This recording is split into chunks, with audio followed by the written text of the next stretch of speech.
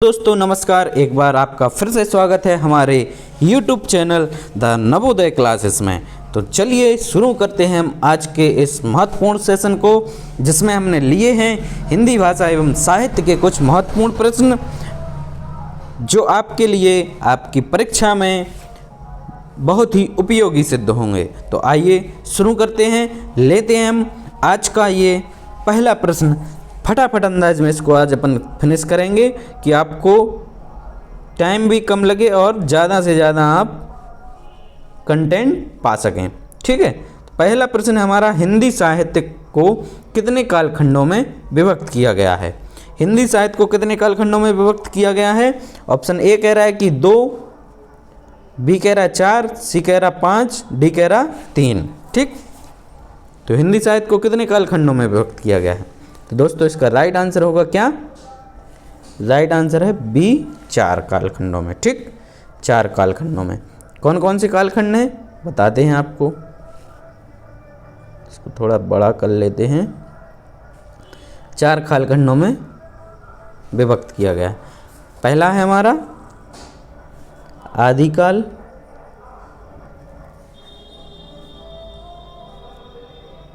आदिकाल। दूसरा है भक्तिकाल, भक्तिकाल। और तीसरा है रीतिकाल, रीतिकाल।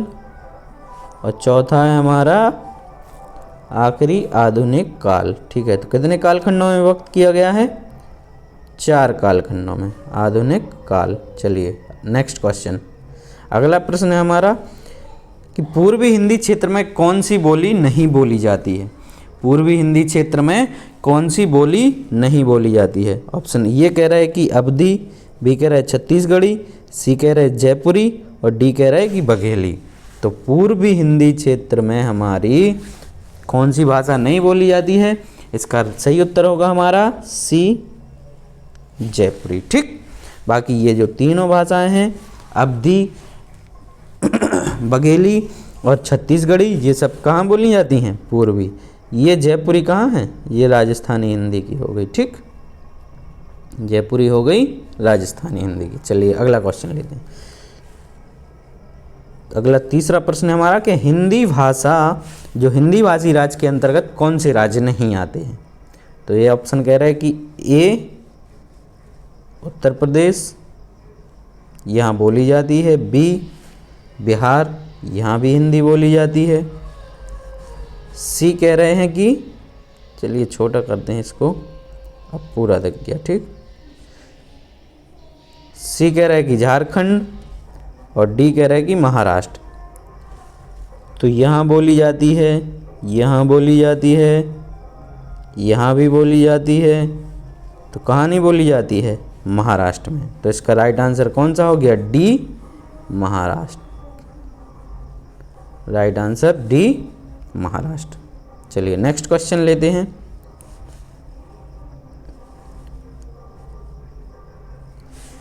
ब्रज हिंदी की किस उपभाषा के अंतर्गत है? ये कह रहा है कि जो ब्रज भाषा है वो हिंदी की किस उपभाषा के अंतर्गत है? तो ए कह रहे हैं कि पहाड़ी हिंदी, बी कह रहा है पूर्वी हिंदी, सी कह रहा है कि पश्चिमी हिंदी, ऑप्शन डी कह रहा है कि राजस्थानी हिंदी। तो दोस्तों इसका राइट आंसर क्या क्या होगा? ब्रज। ब्रज भाषा किसके अंतर्गत आती है? ब्रज भाषा आती है हमारी पश्चिमी हिंदी के अंतर्गत। सही उत्तर कौन सा है इसका? सी, पश्चिमी हिंदी, ब्रज भाषा। ठीक, और इसके अंतर्गत अन्य और भी आती हैं, जैसे कौरवी हुई, ठीक, बुंदेली हुई, पश्चिमी हिंदी के अंतर्गत बुंदेली आती है अपनी, कन्नौजी भी आती है इसके अंतर्गत। ठीक है, और बांगरू एक हरियाणवी है, बांगरू भी आती है। और ब्रज, ब्रज तो ये होगी। ठीक, पहाड़ी में हमारी आती कुमाऊनी, कुमाऊनी पहाड़ी हिंदी में, गढ़वाली। ठीक, ये मूलतः कहाँ बोली जाती हैं? ये पहाड़ी जो हिंदी है वो उत्तराखंड में बोली जाती है। ठीक, पूर्वी हिंदी की अभी अपन ने पूर्व में पढ़ी ली। 3 ही उपभाषाएं हैं पूर्वी हिंदी की। कौन कौन सी थी? एक थी वो अवधी, बघेली और छत्तीसगढ़ी। ठीक, और राजस्थानी हिंदी में हमारी मारवाड़ी हो गई, जयपुरी हो गई, ये सब मेवाती हो गई, ये सब राजस्थानी हिंदी में आती। चलिए अगला प्रश्न है, ये कह रहा है कि जयपुरी का स्थानीय नाम। हमने अभी बताया कि जयपुरी है जो, ये राजस्थानी भाषा की है। ठीक, तो ये जयपुरी का कह रहे हैं कि ऑप्शन ए दार्शनी, बी बांगड़ी, सी डूडानी, डी कुर्माज्वल। तो जयपुरी जो भाषा है उसका ये कह रहे हैं कि स्थानीय नाम क्या है। तो जयपुरी भाषा का जो स्थानीय नाम है वो क्या है, डूडानी। तो राइट आंसर कौन सा हो गया दोस्तों, सी। राइट आंसर सी, जयपुरी भाषा है उसका स्थानीय नाम कौन सा है, डूडानी है। ठीक है, ये राजस्थानी जो हिंदी होती है उसकी एक उपभाषा है जयपुरी। छठवां प्रश्न है कि कौन सी बोली बिहारी की नहीं है। अर्थात जो बिहारी हिंदी है, बिहारी हिंदी निम्न में से कौन सी भाषा है जो बिहारी हिंदी की नहीं। ऑप्शन ए कह रहा है भोजपुरी, भोजपुरी है। बी कह रहा है मगही, तो मगही है। और जयपुरी, तो दोस्तों ये जयपुरी है जो, ये किसकी है, राजस्थानी हिंदी की बोली है। ठीक, राजस्थानी हिंदी की बोली है। तो हमारा सही उत्तर कौन सा हो जाएगा, सी, जयपुरी। चलिए नेक्स्ट क्वेश्चन, देवनागरी लिपि का सर्वप्रथम प्रयोग कहाँ हुआ था। सातवां प्रश्न है हमारा कि देवनागरी लिपि का सर्वप्रथम प्रयोग कहाँ हुआ था। तो ये कह रहे हैं कि पाणिनिकृत अष्टाध्यायी में। बी कह रहा है अपभ्रंश साहित्य में। ऑप्शन सी कह रहा है कि अमीर खुसरो की पुस्तकों में।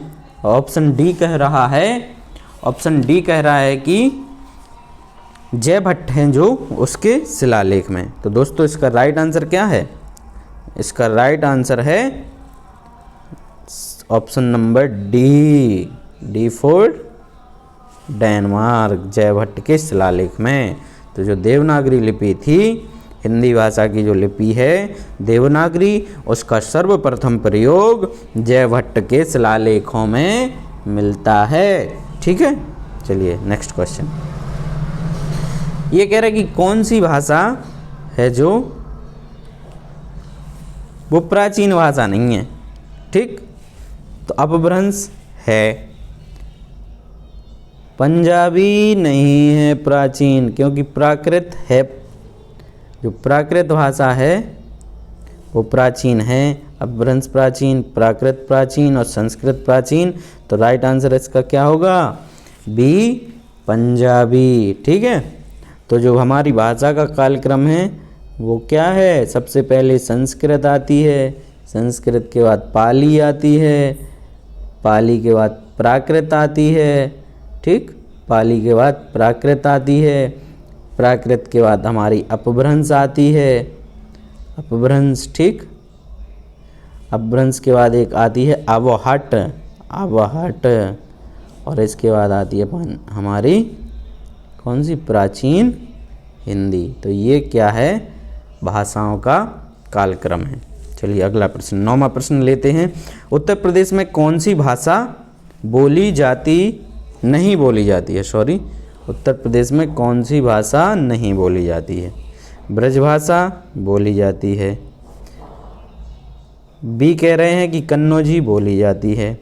सी कह रहे अवधी, ये भी बोली जाती है। तो कौन सी नहीं बोली जाती है, पहाड़ी नहीं बोली जाती है। तो इसका सही उत्तर हो गया डी, पहाड़ी नहीं बोली जाती। ये कहाँ बोली जाती है, ये पहाड़ी है जो उत्तराखंड में बोली जाती है, ये उत्तराखंड की भाषा है। इस पहाड़ी की हमने आपको दो उपभाषाएं भी बताई, बोलियां भी बताई थीं। पहाड़ी की बोली थी हमारी कुमाऊनी और गढ़वाली। ठीक, कुमाऊनी और गढ़वाली। चलिए अगला प्रश्न, 10वां प्रश्न लेते हैं। 10वां प्रश्न है श्रृंखला का, किस क्षेत्र की बोली को काशी का कहा जाता है। किस क्षेत्र की बोली को काशी कहा जाता है। ऑप्शन ए है भीलवाड़ा, बी है दिल्ली, सी है वाराणसी और डी है सूरत। तो दोस्तों हमने पढ़ा है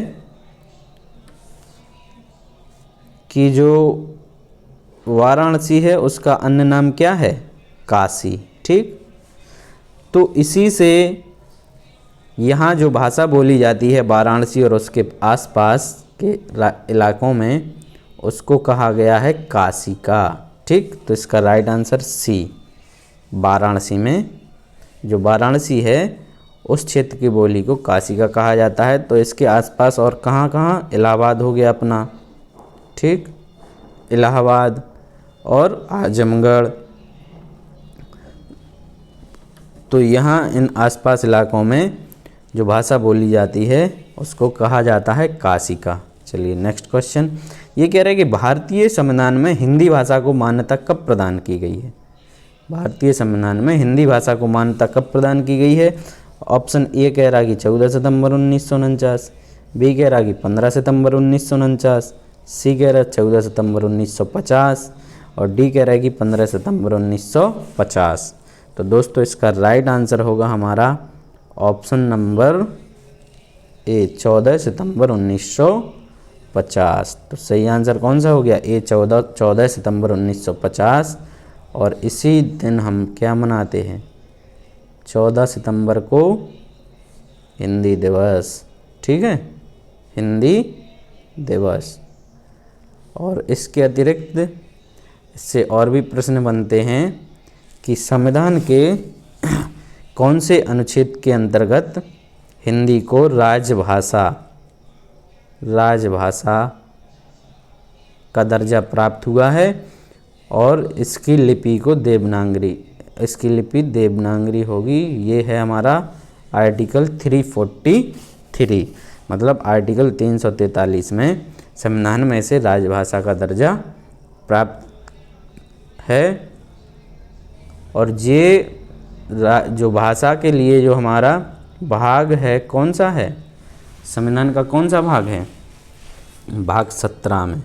ठीक, ये भाग 17 में 343 आर्टिकल से 351 तक भाषा संबंधी इसमें प्रावधान है। और इसका राइट आंसर है हमारा कि 14 सितंबर 1949 को हिंदी भाषा को मान्यता, संविधान में मान्यता प्रदान हुई।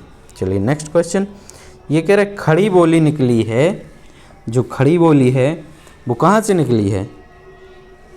ये कह रहे पूर्वी हिंदी से, बी पश्चिमी से, सी बिहारी हिंदी से और डी कह रहे राजस्थानी हिंदी से। तो दोस्तों इसका सही आंसर होगा हमारा क्या, कौन सा होगा, जो खड़ी बोली निकली है वो ऑप्शन नंबर बी, कहाँ से निकली है, पश्चिमी हिंदी से। तो राइट आंसर बी, पश्चिमी हिंदी से। नेक्स्ट क्वेश्चन लेते हैं 13वां प्रश्न। ठीक, 13वां प्रश्न है हमारा ये कह रहा है हिंदी खड़ी बोली किस अपभ्रंश से विकसित हुई है। हिंदी की जो खड़ी बोली है वो कौन से अपभ्रंश से विकसित हुई है, मगही, सौरसेनी, ब्राह्मण, अर्धमागधी। तो जो हिंदी की खड़ी बोली है वो ऑप्शन नंबर बी, सौरसेनी अपभ्रंश से विकसित हुई है। ठीक है, जे मगही वगैरह है जे ये सॉरी मागधी है, मागधी जो अपभ्रंश है उससे अपनी अपनी जो बिहार में बोली जाती मगही वगैरह जो बिहारी भाषाएं हैं वो इससे हुई हैं। ठीक, चलिए नेक्स्ट 14वां प्रश्न है कि कन्नड़ का संबंध किस भाषा परिवार से है। कन्नड़ का जो संबंध है, ऑप्शन ए कह रहा है आर्य भाषा परिवार, बी कह रहा है द्रविड़ भाषा परिवार, सी देव भाषा परिवार और ऑप्शन नंबर डी भारोपीय भाषा परिवार। तो कन्नड़ है जी हमारी दक्षिण भारत की एक भाषा है। ठीक, दक्षिण भारत की। तो दक्षिण भारत में जो भाषाएं बोली जाती हैं वो द्रविड़ भाषा परिवार से आती हैं। तो इसके अतिरिक्त कन्नड़ के अतिरिक्त तेलुगु हो गई, ठीक, तेलुगु है, मलयालम है, तमिल है, तमिल, मलयालम, ये सब किससे हैं? ये कन्नड़ से। और जो बहुरूपीय भाषा परिवार है इसमें हमारी आ जाती है हिंदी।